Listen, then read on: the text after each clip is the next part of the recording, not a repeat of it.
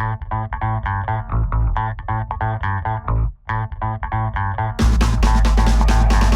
this is John Cole with okraw.com. Today we have another exciting episode for you. And this episode I'm just going to answer your guys' questions. So I get a lot of questions through YouTube, through Facebook, and all this kind of stuff. And I apologize in advance.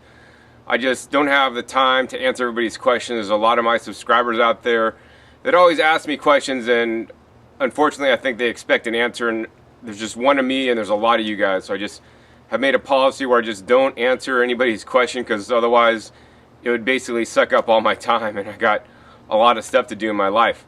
But what I do, because I do want to give back, I do want to get some of you guys' questions answered, is I do have videos like this, where if you submit a question to me, preferably over YouTube, over the discussion tab, or over the About page, and then you click on send me a message through YouTube, I'll pull questions out of there, and then I'll answer them in a Q&A session such as this one. So I guess without further ado, let's get into today's questions.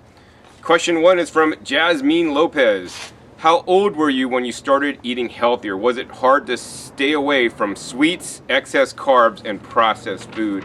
So actually, I started this journey when I was 26 years old. And, when I got into it, I went like all or nothing. Now, hindsight's always 20/20. I don't necessarily recommend you guys go all or nothing. That was the way I chose to do it back then, because for me it was about a life or a not life situation, because I did have spinal meningitis caused by complement immune deficiency, and I didn't want to end up back in the hospital again. So that's why I had to make changes in my diet and just do it overnight. Now I recommend you guys go slow, right? By just slowly increasing the amount of fruits and vegetables you guys eat and decreasing the amount of the other stuff. Right? You're not going to be giving up anything. You're still going to have the junk food that you guys know is junk food. The sweets and excess carbs and processed foods that may not be the best, but you're going to keep improving and keep adding to the amount of fruits and vegetables that you eat day by day, inch by inch.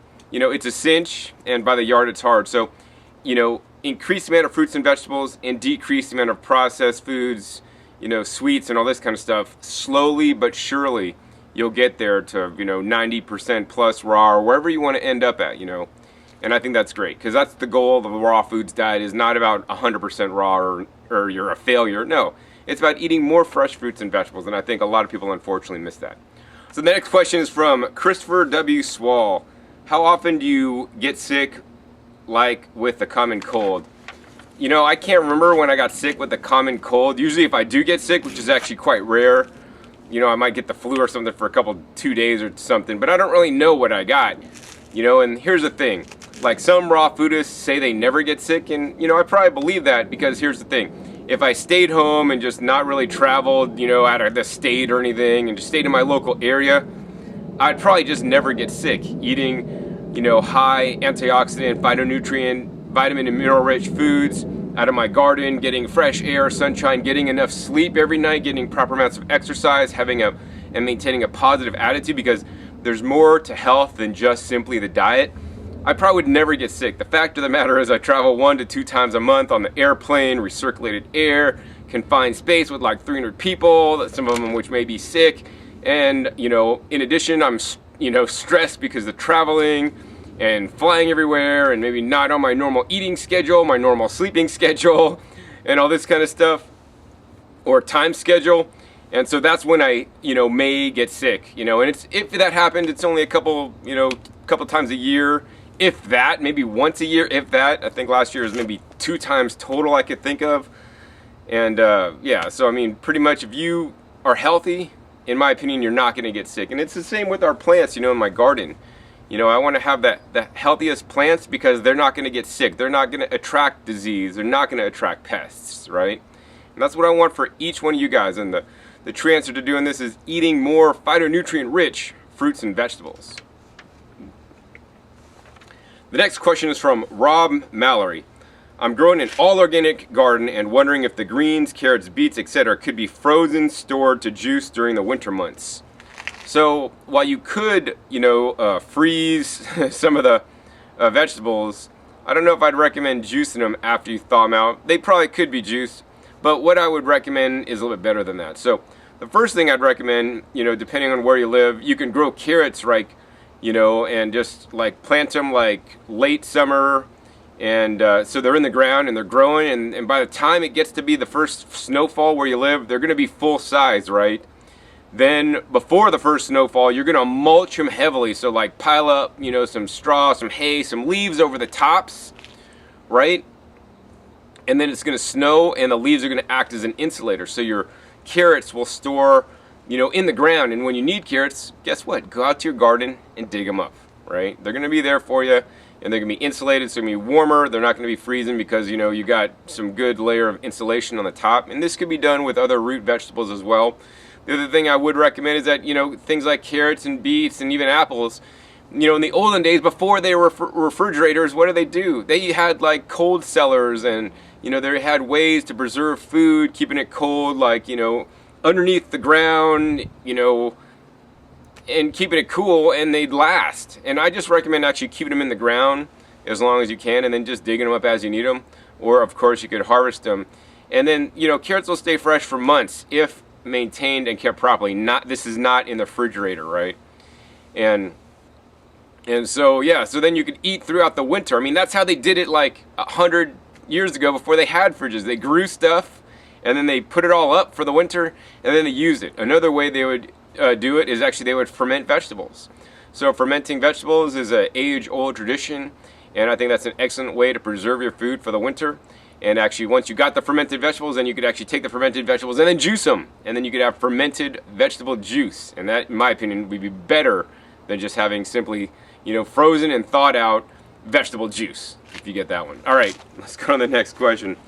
Alicia Munton. Hello, I want to say thank you. Your videos have inspired me to try and live a healthier lifestyle. My problem is I have been living off energy drinks and highly caffeinated soda for energy on top of my #1 snack of hot Cheetos. I have had these almost every day for the last 6 years. Terrible, I know. I have been working on eating healthier diet, but I have a problem with finding good healthy energy boost that works quick and lasts a while. I have twins of my own and take care of 5 foster children, so I need something to keep me going. I've started some veggies at home, which is how I came across your page, but I don't have a lot of time or money to really get started. Any advice? Thank you. All right, Elisa, so, I mean, right now you're in the trap. You're in the catch-22, right? For energy, people think I could drink an energy drink, have a Coke or a Mountain Dew or a coffee, and get a caffeine buzz, and that'll keep me going. Well, while that does work, this keeps your adrenals amped up and is not good for the long run, right? And that's why you have energy to do what you got to do, but it's a classic fight or flight response. And this really stresses out your body. It's going to age you prematurely, and it's not going to be good in the long run. So I do not recommend this course of action, and I know you know doing this is not good. And on the same token, right, we want to eat the natural foods, fresh fruits and fresh vegetables. Whether you grow them yourself like I do, and I don't even grow all the stuff I eat. I still buy plenty of stuff organic and some conventional at the store, you know, because I still got to eat. But you want to get back to eating the fresh foods of nature. And the quickest way I would recommend you to get like an energy boost is to start juicing, right? Even if you like your Cheetos, right? I'm not going to tell you to like get rid of your Cheetos. You know you need to do that. But what I will say is, like, you know, if you eat healthier, you know, and have fresh juice every day, you know, and if you eat 1 bag of Cheetos or whatever, I don't know how many you eat a day, but just reduce the amount. Eat half as many Cheetos and have it only after, right, you drink your fresh 16-ounce or 32-ounce glass of vegetable juice, right? This way you're slowly introducing the healthy stuff, the juice, and still getting the Cheetos, which we know is not good for you. But you're not going to just give it up cold turkey because, you know, that rarely ever works. People love what they eat. But, you know, you could deal with eating half as much, you know, hot Cheetos, and deal with half as much energy drinks while you transition into a healthy living diet, right? And this is going to take time because some of the juices, while they will give you some energy, it's not the same kind of energy you're going to get when you're drinking, you know, a Coke or a coffee or, you know, the energy drinks that really fire you up. You know, one of my favorite drinks for energy is actually cactus fruit juice. That has the taurine in it, which actually in many energy drinks, it has naturally occurring sugars, but it's also very anti-inflammatory. And so I'd recommend, you know, going with, you know, maybe fruit juices with a little bit more sugar. That'll kind of amp you up more than the vegetable juices will, to start you off. But in the end, I really want you to alkalinize your body and really get into the green juices and kind of like leave the fruits behind. But I think juicing is an excellent first step to get you involved into this lifestyle, because what you will find, and this is going to take you some time to transition over, and I'm not going to say it's not going to be hard, but after me doing this now for 20 years, I have boundless amounts of energy. One of these days I wish I'll have like foster kids and real kids to run me around, right? And it's gonna be great because I have so much energy, and that's why I make videos and garden. I was in the kitchen for 6 hours today fermenting peppers and fermenting kale chips, or actually dehydrating kale chips and dehydrating peppers, and I have all the energy to do that. And that's simply because I've built my body up to have energy reserves. I could stay up for 24 hours if I need to and still be fully active, do what I need to do for 24 hours straight. I only do that, unfortunately, when I travel, which just puts excess stress on me. But I could do that, and I have the energy to do that when I need. And this is how we all should be living, but we're all living, basically to that next coffee to get you that energy buzz, right?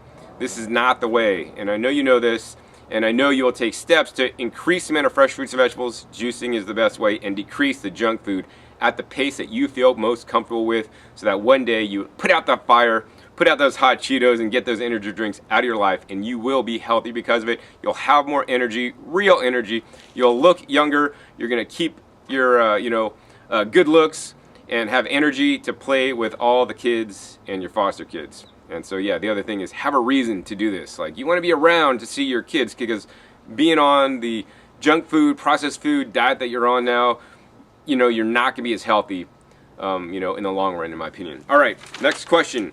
Danny Martinez, where in LA can you get a cheap case of coconuts? $20 is what I have found. Is there somewhere cheaper? All right, Danny, so it depends what kind of coconuts, right? So in all cases, I do recommend the Los Angeles Wholesale Produce Terminal. And so I do have videos on that. I'll post a link right down below this video. So check out the Wholesale Produce Terminal. I like to get the Mexican coconuts, with the green husks. Those are my favorite kind right now. And then the second favorite kind, I like the ones from Mexico that are just the white coconuts. Called Tierno Coco, and from Coco Loco, and those are my favorites, and that's what I'd recommend to you. And normally I could get those down, depending on what kind they are, I'll get a case of like 28 for like maybe $18. They're the smaller white ones, and it depends, the prices always change, but that's definitely the best place, because wherever you're buying it from are buying it from the wholesalers at the Wholesale Produce Terminal. All right, next question is from Robbie Logan. How are you? I am new to eating raw and have silly questions. Is eating seedless fruits bad for you? Are they considered GMO? Thank you. Appreciate your hard work. All right, Robbie, there's no such thing as a silly question. There's some silly answers. But yeah, I think, if you're new, you might not know a lot, and that's fine, because you'll never learn if you don't ask questions. And I want to always encourage you guys to always ask questions. Even if you know a lot like I do, I still ask a lot of questions, because that's how you learn, right?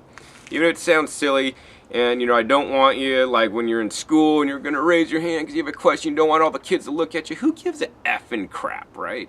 Just ask the question so you get the answer, so that you can learn and grow as a person, because that is one of the most important things you can do in this life we have.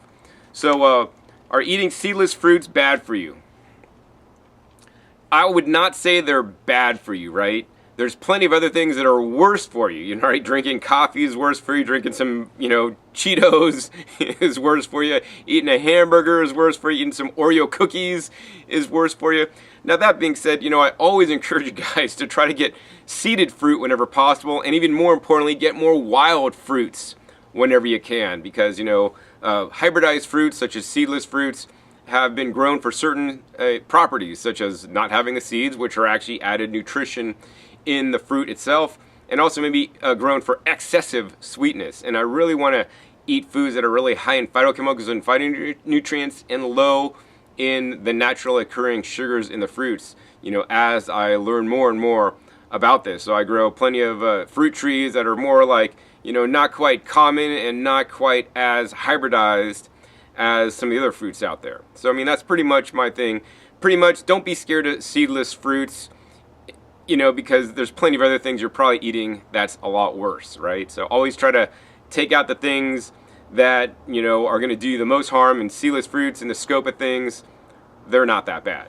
You know, these days I still eat seedless watermelons, eat some seedless grapes sometimes, but I really try to get the seeded fruits whenever I can. But of course, if the options are organic seedless grapes or conventional bananas, guess what? I'm going to choose the organic seedless grapes. So we always have a choice, and I want you guys to make better choices in your lives. Are they considered GMO? So seedless fruits are not considered GMO. GMO stands for genetically modified organism, and that's when they insert genes from another organism, like, you know, a fish into a tomato, which they have done. And so yeah, they don't do that with seedless fruits. All right, next question is from Josh Godden.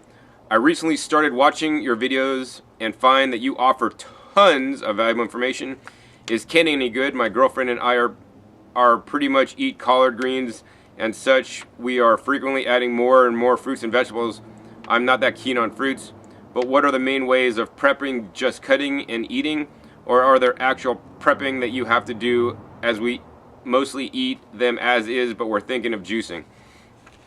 All right, Josh, so I don't really recommend canning. I mean, it's definitely, once again, canning is better, and canning your own fruits and vegetables that you grew yourself are better than buying canned foods and buying processed foods and all this stuff.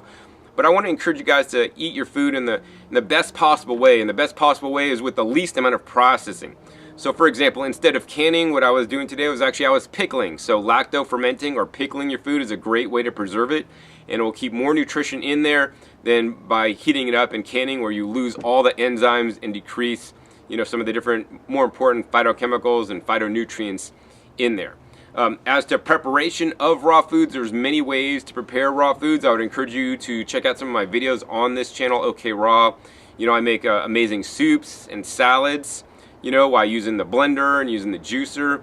And, you know, basically I have different kind of cutters and slicers to make noodles, to make, you know, all these different shapes.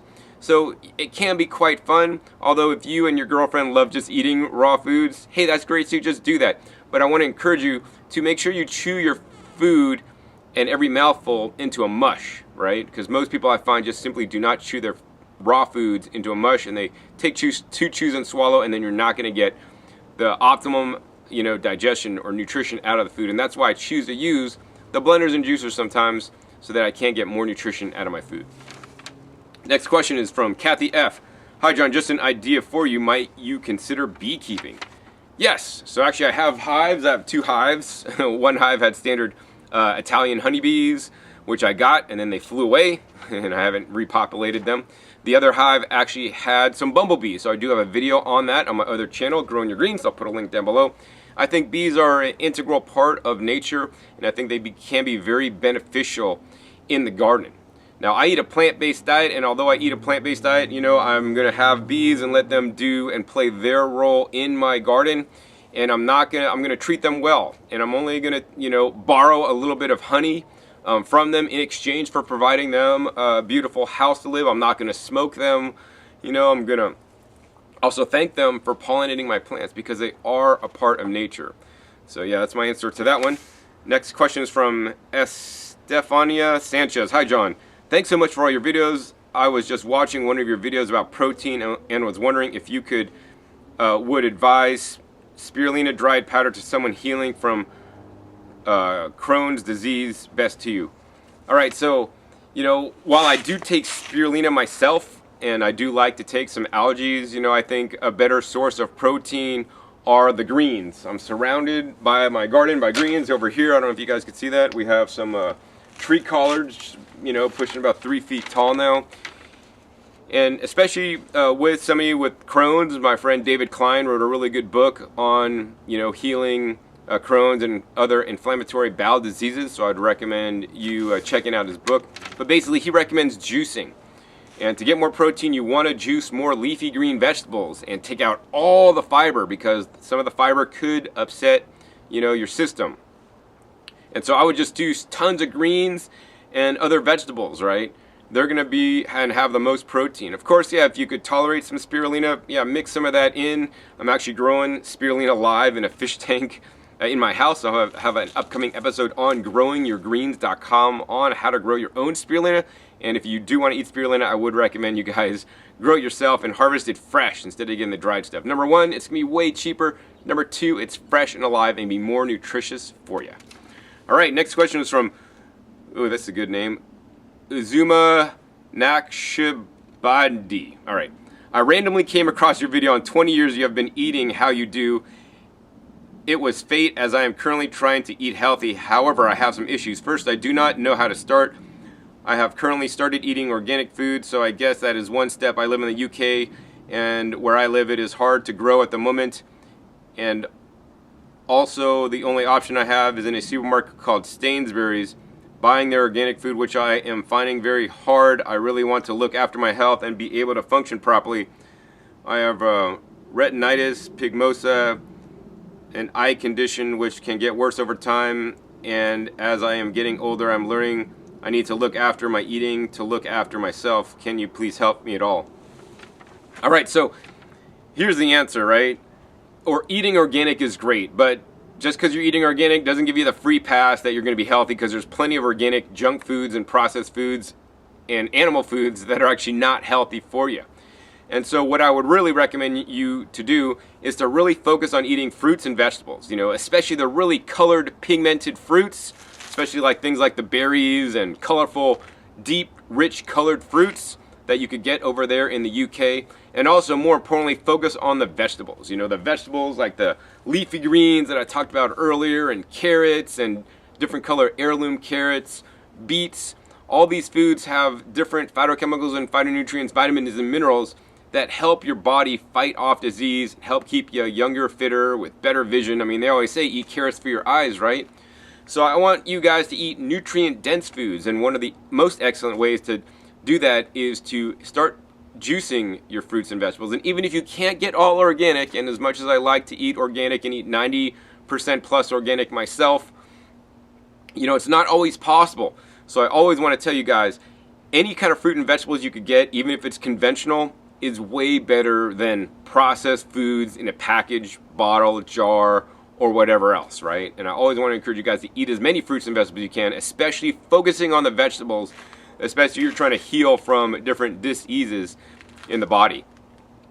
And that's what I would do if I was in your situation. So yeah, check my other videos about juicing and get started with juicing. I would recommend ukjuicers.com. There are some friends of mine over in the UK that sells really good high-end juicers, so you could start moving in the right direction and slowly incorporate juicing into your lifestyle and eating more raw fruits and vegetables at other times of the day. All right, next question is from Hannah. Hi John, I hope you're doing very well. I watch your YouTube videos and love following your journey in life. Keep up the awesome work. I had a question because I'm currently struggling right now. I live on a fully raw, high carb and low fat diet.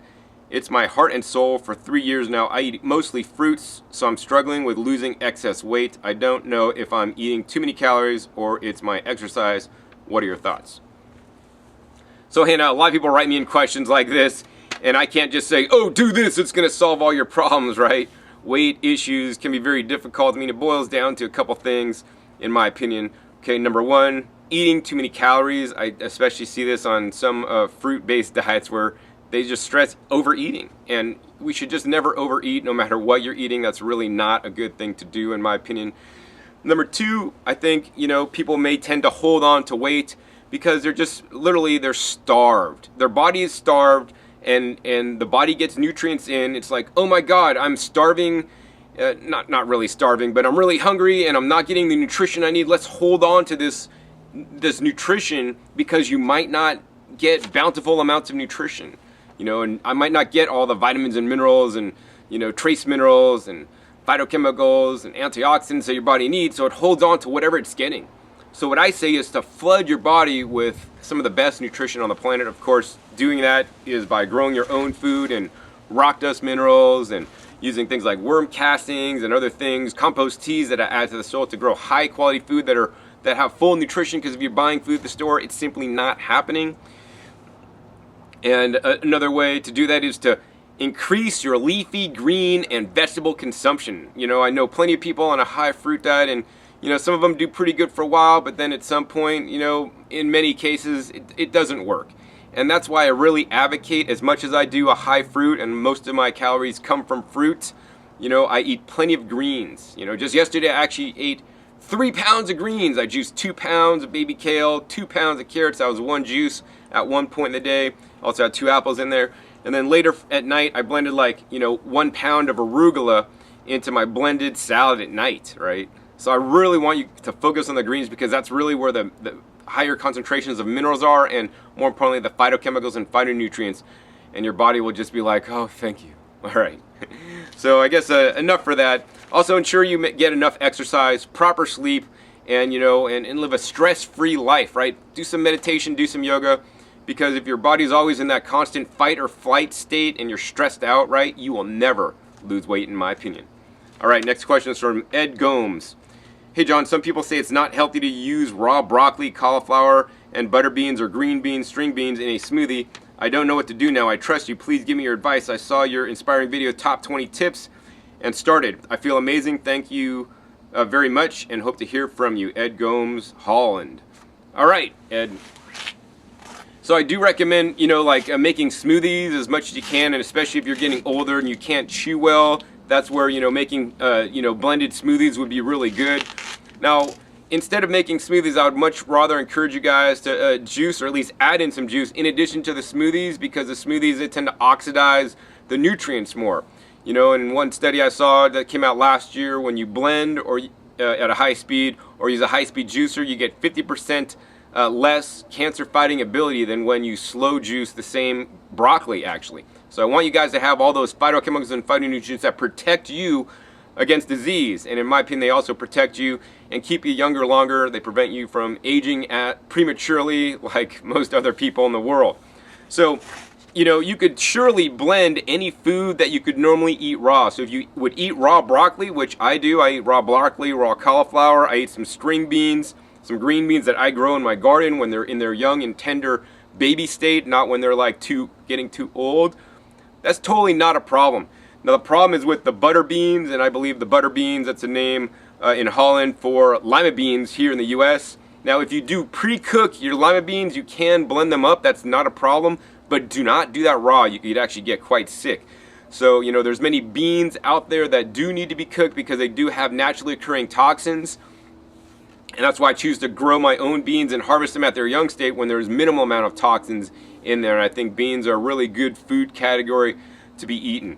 So, you know, I want to encourage always you guys to eat as much percentage of fresh fruits, fresh raw fruits and vegetables, leafy greens as well. Make sure you get the leafy greens, because I think the leafy greens are even more important than cauliflower and broccoli. Get the cauliflower leafy greens, the broccoli leafy greens, of course, things like kale and spinach and dandelions and Malabar spinach, and really try to get a lot of variety in your diet. Don't eat the same thing day in and day out, right? Always switch it up. There's so many different things available at the grocery store, your local farmer's market, or if you grow food like I am, you could pretty much grow anything you want. And there's just unlimited diversity, and it's amazing. So get some diversity in your life. Hope that helped you out there. All right.